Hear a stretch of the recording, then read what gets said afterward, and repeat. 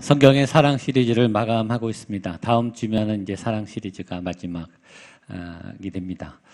사랑에 대해서, 하나님의 사랑에 대해서 저희가 그나마 조금 심도 있게 우리가 배우지 하나님의 사랑에 대해서 정리를 하는 시간이 좀 되었다면 좋았겠다.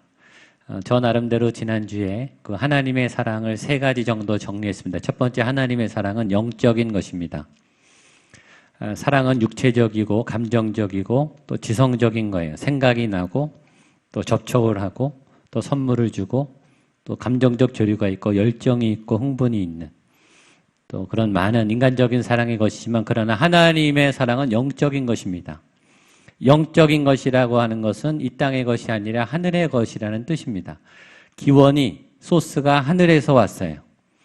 영적이기 때문에 우리가 컨트롤할 수 없어요.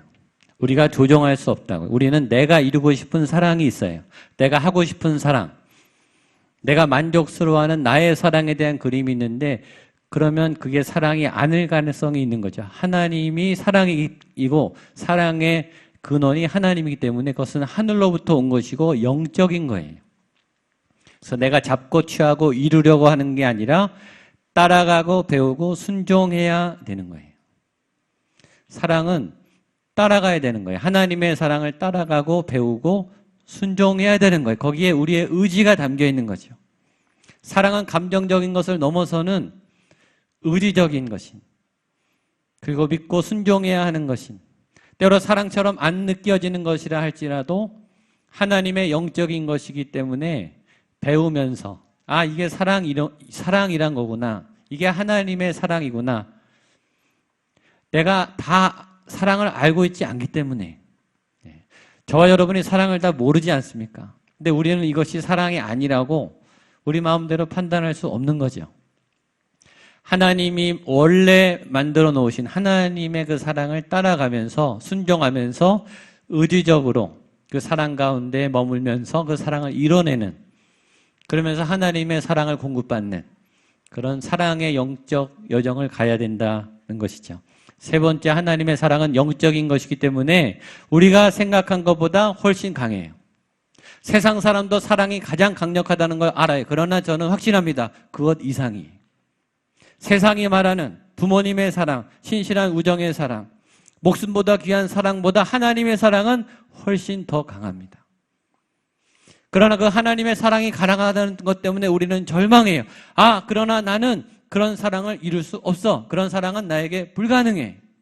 그거는 영화에서나 만화에서나, 그거는 공상에서나, 그거는 성경책 안에 있는 성령 인물들이나 하는 것이지 나는 못해. 여러분, 맞아요. 우리는 그런 사랑이 불가능해요. 우리는 죄인이고 우리는 불완전하기 때문에 우리는 그런 사랑을 못 이루죠. 그래서 하나님의 사랑이 부어져야 되는 거예요. 하나님의 사랑은 우리가 상상한 것보다 훨씬 강합니다. 그것과 함께 우리는 믿어야 돼. 그 사랑은 가능하다. 우리 안에 없지만, 우리가 노력해서 이룰 수 있는 것은 아니지만, 그러나 우리가 바라고 기다리며 따라가다 보면 하나님의 은혜가 부어져서 그런 사랑은 나에게도 가능하다. 이때까지 우리는 수많은 사랑에 실패를 하고 사랑의 무서운 얼굴을 보고 사랑이라고 다가갔다가 우리는 더 큰 상처를 받았기 때문에 사랑하고 싶어 하지 않아요. 적당히 하고 싶어요. 사실은 사랑이 무서워요. 사랑하다 워낙 많이 다쳐봤기 때문에. 그리고 우리는 내게 그런 사랑은 다시 오지 않을 거야. 나에게 그런 사랑이란 너무 사치야. 나는 그런 사랑이 불가능해. 아마 우리는 그런 단정을 내리고 신앙생활을 하고 있는지 모르겠어요. 그런 사랑에 대한 결론을 내리고 관계를 맺고 있는지 모르겠어요. 그러나 성경은 분명히 말해, 그 사랑은 가능하다.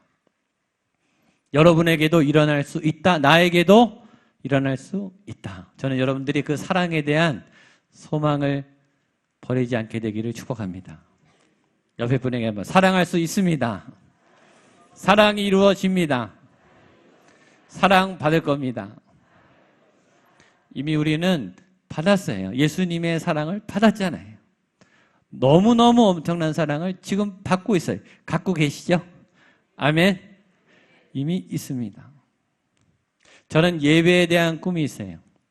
제가 신학을 한 이후에 저는 교회에 대한 꿈이 있어요. 그게 제 삶의 목적이에요. 제가 생각하는 교회는, 제가 생각하는 예배는 하나님의 영이 충만한, 하나님과 교류하는, 하나님과 만나는 거예요. 그것이 개인 예배든 큐티든 구역 예배든 공각 공부든 새벽 예배든 이렇게 주일 예배든 어떤 예배든 상관없어요. 하나님을 만날 때 무슨 일이 일어나는가? 내 안에 독과 죄와 어둠이 그냥 날아가는 거예요.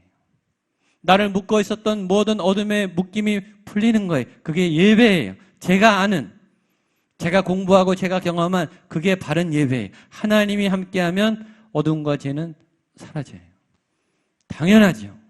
그게 당연한 거예요. 그런 일이 안 일어나는 게 이상한 거예요. 그런 게 안 일어난다면 예배가 아니에요. 어떤 예배를 드리든 내 안에 죄악이 멈춰 있다면, 내 안에 악과 이 어둠의 세력이 남아있다면 그건 예배가 아니에요. 하나님이 계신데 어떻게 죄가 남아있습니까? 저는 그런 예배를 꿈꿉니다. 그 예배가 어떤 예배이든, 하물며 병원 신방이든, 하물며 아이들 공각 공부든 그 시간과 그 공간 안에 하나님의 영이 임하셔서 그 현장의 고통과 악과 어둠이 사라져야 되는 거예요. 그리고 하나님의 나라가 그곳에 나타나야 되는 거죠.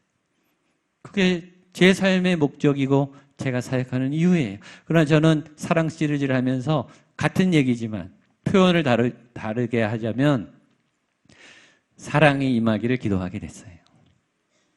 예배할 때, 하나님 찬양할 때, 기도할 때 내가 잃어버린 사랑, 내가 포기한 사랑, 나는 불가능하다고 단정진 나의 그 잃어버린 사랑이 하나님의 사랑으로 부어지게 해 주시옵소서. 사랑이 회복되게 해 주십시오. 용서할 수 없었던 사람이 용서가 되고, 너무 무섭고 두려웠던 사람이 불쌍해지고, 내 안에 폭발적으로 화가 났던, 멈출 수 없었던 분노가 가라앉고 하나님의 사랑이 물 붓듯이 흘러넘쳐서 내 안에 착한 본성이 회복되고 사랑하고 싶어지고 희생하고 싶어지고 양보해주고 싶어지고 좀 더 기다리게 되고 사랑이 회복되는 그런 꿈이 생겼어요. 사랑이 하나님이시기 때문에 저는 우리 교회에 이런 일이 일어나게 되기를 축복합니다. 여러분의 삶에 하나님을 만나서 하나님의 사랑이 어디에 가시든지 샘솟듯이 넘쳐나게 되기를 바랍니다. 오늘은 사랑의 마지막 부분인데, 사랑이 성장한다, 사랑이 성숙한다, 사랑이 발달한다, 발달 단계를 거친다, 이런 표현입니다. 11절 말씀을 보겠습니다. 시작. 내가 어렸을 때에는 말하는 것이 어린아이와 같다가 장성한 사람이 되어서는 어린아이의 일을 사람은 발달의 존재입니다. 수정하면서부터 시작해서 죽을 때까지, 요람에서 무덤까지 모든 인간은 끊임없이 변화하고 성장하고 발달해요. 이것이 생명의 아주 중요한 특징입니다. 모든 생명체는 움직이고 변화해요. 성장해요. 발달해요. 이것이 생명의 특징이에요. 근데 오늘 성경은 사랑도 이런 일을 겪는다라는 거예요. 사랑이 어린아이일 때처럼 미숙함에서 어른처럼 성숙하고 완숙한 사랑으로 성장한다라고 바울이 표현하고 있어요. 이 말은 무슨 말이겠어요?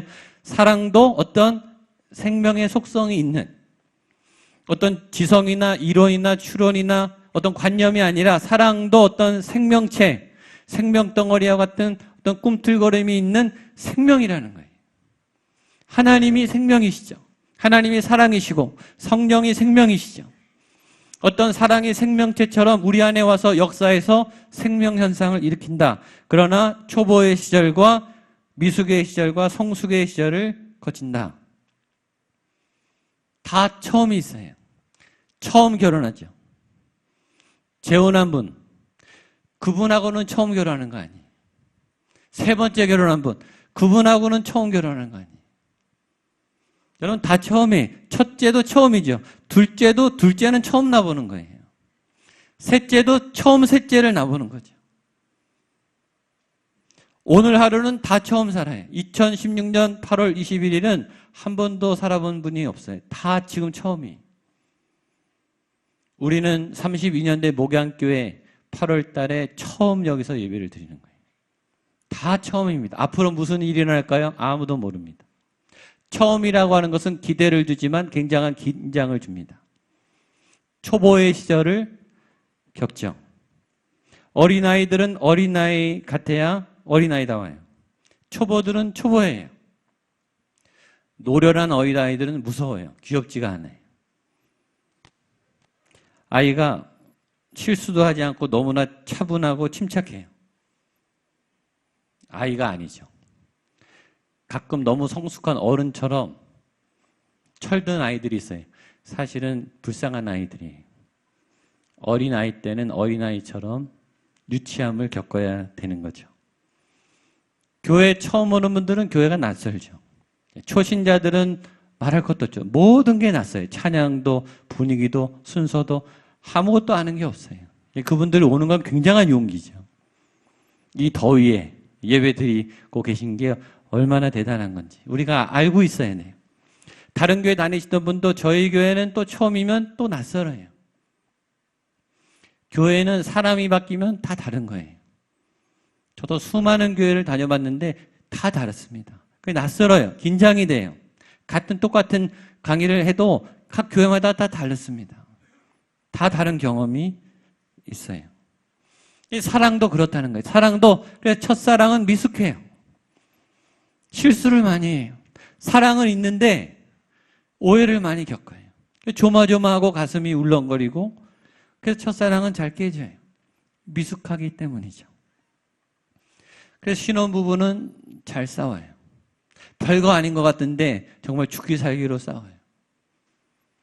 제가 아는 우리 선배 목사님이 부부사역, 이제 가정사역 같이 한 목사님이 부부간증을 늘 하는 게 있습니다. 이 목사님이 원래는 이제 신학을 하려던 분이 아니고 공대 출신으로 일반 회사 생활하다가 이제 신학을 하셨는데 이 목사님이 결혼할 때 그림이 행복한 가정의 그림이 이거였어요. 본인이 옆에 이제 좋은 집을 사고 벽난로가 있는 장작이 쫙쫙 타오르면서 벽난로가 있고 본인이 흔들의자에서 쇠타를 입고 여유롭게 신문을 보는 느긋한 중년 아저씨의 모습을 하고 아내가 그 옆에 다소곳이 앉아있죠. 아내는 뭐 하고 있을까요? 예, 어떻게 하셨어요? 예, 다소곳이 뜨개질을 하고 있습니다. 그다음에 아이들은 그 옆에서 공놀이를 하든지 책을 읽어요. 이게 이 목사님이 갖고 있는 전통적인 행복한 가정에 대한 내가 앞으로 이 여인하고 결혼해서 이런 행복한 가정을 이루어야지 라고 그림을 가지고 시작했어요. 여기서 또 보태자면 아이들이 책을 보면서 이런 혼잣말을 하는 거죠. 와, 우리 가정은 정말 행복한 가정이야. 이렇게. 그러면 금상첨화죠. 근데 사모님은 그렇지 않았어요. 사모님은 직장 여성이었어요. 그리고 굉장히 잘 나가는 커리어 우먼이에요. 자기 사무실이 있고 부하 직원이 있고 자기 차가 있어요. 스케줄이 굉장히 바빠요. 밤늦게 옵니다. 그리고 일이 많아요. 그리고 막 도전적으로 밖에 일을 하시는 분이에요. 이 여인이 이 사모님이 꿈꾸는 행복한 가정은 그렇게 자기 일을 열심히 하고 밤늦게 들어와서 단잠을 자고 미인은 잠꾸러기니까 늦잠을 자면 남편이 아침에 식탁에서 툭탁툭탁 토스트를 만들어서 쟁반에 받쳐서 자기 침실로 갖고 오는 그런 행복한 가정의 그림을 그리고 결혼을 한 거예요, 두 분이. 그러니까 그림이 전혀 다른 거죠. 그래서 그분들의 간증 얘기로는 남편은 망치를 들고 싸우고 사모님은 식칼을 들고 싸우셨대요. 이거죠. 너 나를 사랑하는데 내 그림에 너 맞춰야 되는 거 아니냐. 나는 이런 그림인데 우리가 사랑했는데 그림이 똑같을 줄 알아야 되는 거예요. 착각이죠. 같을 수가 없어요. 사랑하면 많은 부분이 비슷해요. 그러나 똑같지 않습니다. 그 그림을 맞춰가기 때문에 치열하게 싸워요. 그림을 양보할 수가 없거든요. 그게 초보 부부의 미숙함이죠. 중년 부부는 그렇게 싸우지 않습니다. 중년 부부는 노련하게 싸웁니다. 왜냐하면 적이 어떻게 나올지 알고 있기 때문에 긴장하지 않습니다. 그리고 틈새를 노려서 일격을 하고 딱 빠집니다. 효과적으로 싸워요. 그리고 웬만한 거 놀라지도 않아요. 아, 또 시작하는구나. 또 때가 됐구나. 패스. 그냥 지나가요. 나중에 보면 또 괜찮아져 있어요. 잘 마무리하고 노련하게 싸우죠. 초보는 초보의 시절을 겪습니다. 그런데 여기 중요한 말은 뭐냐면 어린아이와 같을 때가 있는데 장성한 사람이 되어서는 어린아이의 일을 버렸노라. 이 말이 중요한 거예요. 초보 때는 봐줘요. 근데 5년이 되고 10년이 됐는데 아직도 초보다? 그때는 안 봐준다는 거예요. 그거는 변명이 안 돼요. 그건 이유가 안 돼요. 초보 시절을 겪을 때 어린아이 같을 때는 허허 그럴 수 있지 하고 넘어가지만 그러나 장성할 때까지 초보가 돼서는 그건 안 된다.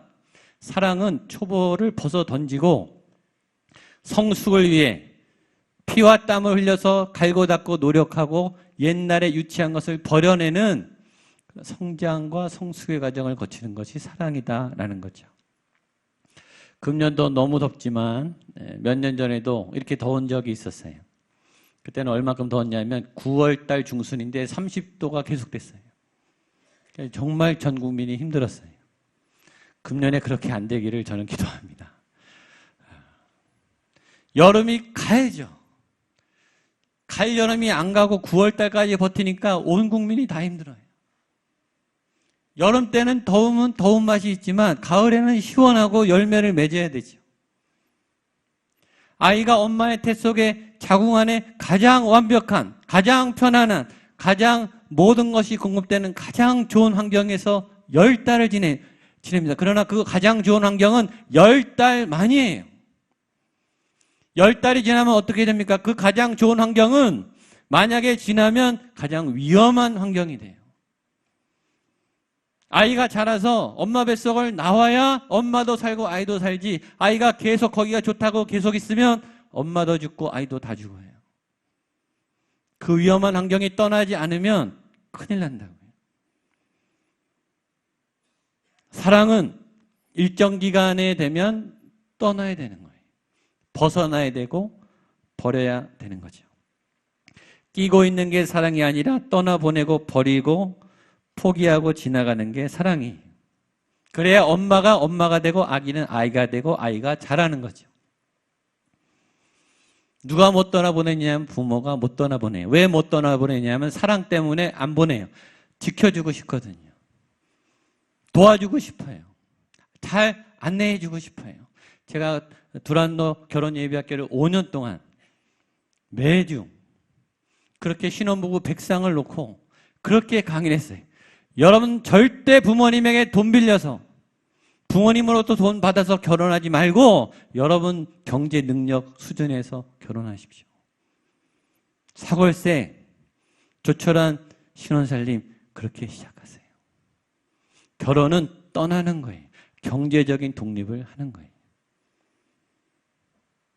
그리고 만약에 부족해서 도와달라고 하면 갚으세요.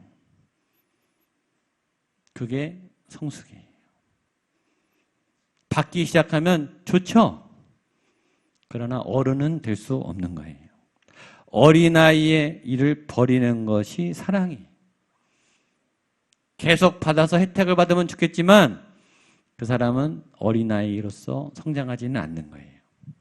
그래서 사랑은 계속적인 성장과 성숙의 진통을 감당하는 용기를 내는 것입니다. 11절 한 번 더 읽겠습니다. 시작.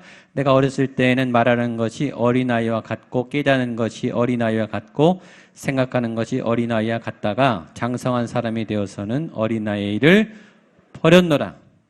발달은 두 가지가 있어요. 발달은 건강한 발달만 있는 게 아니라 안 좋은 것도 발달해요. 분노도 발달하고 거짓말도 발달하고 또 이 상처도 발달하고 우울도 발달해요. 절망도 발달해요. 탐욕도 발달해요. 세속적인 것도 발달해요. 품으면 커집니다. 그래서 내가 건강한 발달을 하겠다는 것은 내 안에 자라고 나를 미혹하는 이 부정적인 꿈틀거리는 안 좋은 발달을 내가 끊어버리겠다. 거기로부터 내가 벗어나겠다라는 의지와 노력도 포함되는 건강한 발달이라는 거죠. 성숙을 위해서는 버려야 될 것과 지켜야 될 것을 정확하게 구분하셔야 돼요. 장성한 사람이 되어서는 어린아이의 것을 버리셔야 돼요. 가끔 놀라운 분들을 만납니다.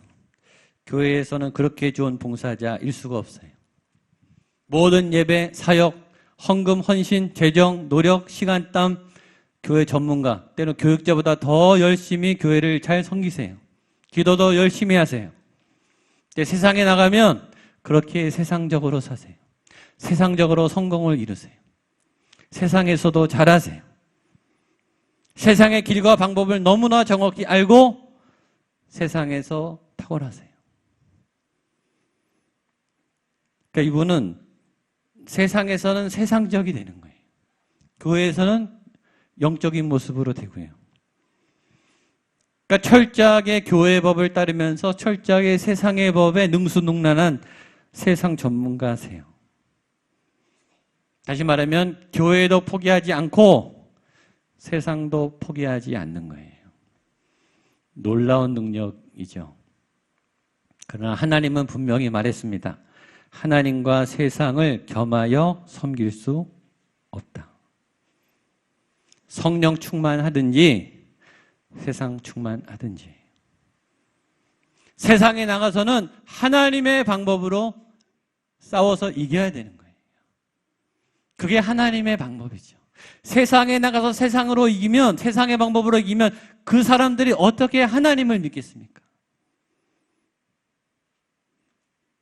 하나님의 방법을 쓰고 이겨야 하나님을 믿죠. 근데 그건 너무 어렵거든요. 세상으로 이기는 것보다 더 어려워요.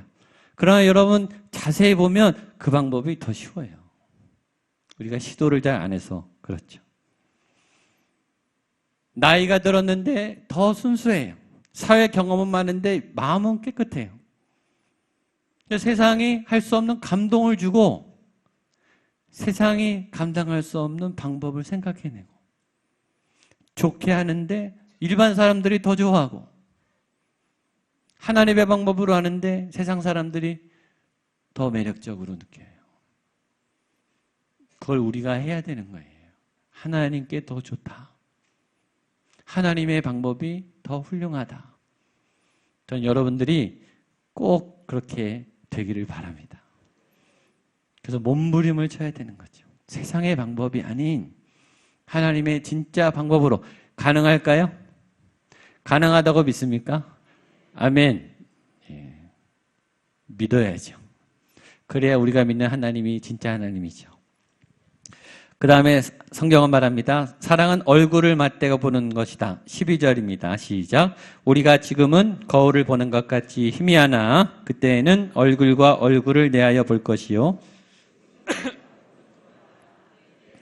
주께서 나를 아신 것 같이 내가 온전히 알리라. 사랑의 성숙은 이런 거. 처음에는 희미하다는 거예요. 그 당시 청동 거울이니까 거울이 지금 거울 같지 않고 희미하게 보이는데 시간이 지나면 얼굴과 얼굴을 직접 보는 것처럼 분명하다라는 거예요. 처음에 사랑할 때는 희미해. 이게 사랑인지 아닌지, 내가 사랑하는 건지, 이 사람이 나를 사랑하는 건지, 데이트도 어설프고 선물도 이상한 걸 주고 뭐 밥을 사준다는데 자기가 좋아하는 것만 사 먹고 이게 미숙해요. 사랑인지 아닌지 구분이 안 가는데 시간이 지나면 얼굴을 보는 것처럼 아 이게 사랑이 맞구나 확실해진다는 거예요. 하나님의 사랑이 그렇듯이 우리의 믿음도 하나님을 향한 사랑도 비슷하다는 거예요. 처음에 하나님이 모세를 불렀을 때 모세가 6번 거절했어요. 그리고 도망갔어요. 하나님을 믿을 수가 없었어요. 나 이거 위험하니까 못한다 그랬어요. 광야 40년을 지난 다음에 모세는 어떤 일이 와도 꿈쩍을 안 해요. 에돔이 왕의 대로를 가로막았어요. 광야 길을. 전혀 흔들리지 않아요. 고라 다당 반역이 일어났어요. 전혀 꿈쩍도 안 해요. 불뱀이 물렸어요. 기도하죠. 이제는 노련한 완숙한 리더가 된 거예요. 아브라함이 처음에 갈 때 우르를 믿음으로 떠났지만 애굽에 도망갔어요. 가나안에 기근이 와서 촐싹거렸어요. 아내를 팔아먹었어요. 그러나 이제 100세 아들을 얻은 아브라함은 너 이삭을 죽여서 바쳐. 노가 없어요. 죽이러 가잖아요. 이제는 하나님이 확실해진 거예요. 믿음이 확실해진 거예요. 하나님이 내 삶에 선명한 거예요. 여러분들의 믿음이 이렇게 선명해지게 되기를 축복합니다.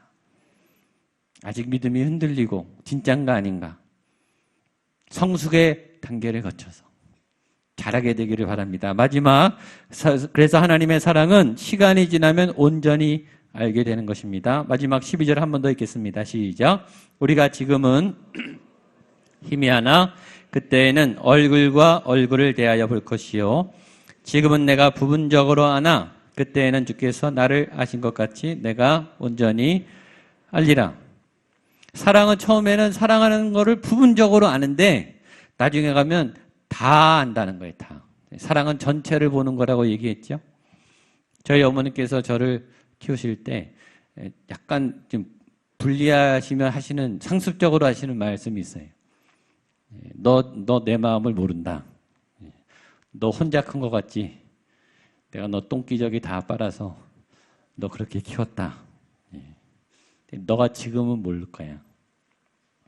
너가 결혼한 다음에 애 낳으면 내 마음을 알 거야. 지금 알죠?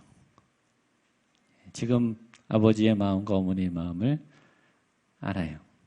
그리고 그분들이 얘기하지 않은 것까지 이분들이 이렇게 혼자 있을 때 힘드셨겠구나. 이렇게 신혼을 겪으셨겠구나. 이렇게 중년을 겪으셨겠구나. 저에게 얘기하지 않은 것까지 다 알아요, 이제는. 이제는 성장철이 들었고 성장했기 때문이죠. 사랑은 그런 거라는 거예요. 처음에는 모르고 이게 사랑인가? 사랑일까? 근데 시간이 지나고 사랑을 하다 보면 그 사람이 보이고 그 사랑의 전체가 보이는 거예요. 우리가 잘 아는 앤 랜더지라고 하는 분이 자기가 아들에서 아버지가 되어가면서 철들었던 고백, 여러분 다 아시겠지만 우리 한번 읽어보겠습니다. 제가 몇 살 그러면 여러분들이 이렇게 읽으시면 돼요. 보여주십시오. 자, 4살, 아빠는 뭐든지 할 수 있었다. 5살, 아빠는 많은 것을 알고 계셨다. 8살, 아빠가 모든 걸 정확하게 아는 건 이제 심각하기 시작하죠. 14살, 아빠에게 신경 쓸 필요가 없어. 아빠는 너무. 21살, 아버진 구제불능일 정도로 시대에 뒤처진 21살 아들을 둔 아버지들은 각오하셔야죠.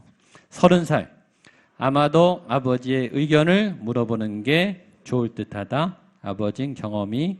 35살, 아버지께 여쭙기 전에는 아무것도 결정할 수가 없다. 40살, 아버지라면 이럴 때 어떻게 하셨을까 하는 생각을 한다. 아버진 50살, 아버지가 지금 내 곁에 계셔서 이 모든 걸 말씀드릴 수 있다면 난 무슨 일이든 아버지가 얼마나 훌륭한 분이셨는가를 미처 알지 못했던 게 아버지로부터 더 많은 걸 있었는데 난 그렇게 하지 못했다. 우리는 어리석게 나중에 깨닫죠. 믿음도 똑같아요. 처음에 우리 예수님을 만날 때 우리가 불같이 뜨겁습니다. 다 버려요. 주님, 내가 주님을 위해서 살겠습니다. 내 인생을 주님께 걸겠습니다. 나는 죽고 나는 세상에 대해 죽고 예수님만 산 인생을 살겠습니다. 예수님을 만난 베드로는 그 즉석에서 배와 그물과 집과 아버지를 다 버리고 예수님을 따랐어요. 얼마나 멋져요. 그 믿음이 단 줄 알았어요. 그 믿음이 완벽한 줄 알았는데 그 베드로가 의심을 해요. 예수님이 가장 중요한 겟세마네 때 졸고 있어요. 예수님이 가장 힘든 재판장에서 정면에 대고 저주하고 부인해요. 그리고 십자가상에서 다 도망가요. 변화산상에서 예수님의 그 형상을 보면서 우리가 초막셋을 짓고 절로 내려가지 말고 사역하지 말고 여기서 그냥 삽시다. 엉뚱한 소리만 하고 있어요. 신앙이 계속 추락하는 것처럼 보이죠. 추락한 게 아니라 밑에서 올라가고 있는 거예요. 부활과 성령을 경험한 베드로는 이제 날아가요. 어떤 시련에도 굴하지 않고 예수님처럼 나는 죽지 않고 십자가에 거꾸로 매달려 죽겠다. 그렇게 죽어요.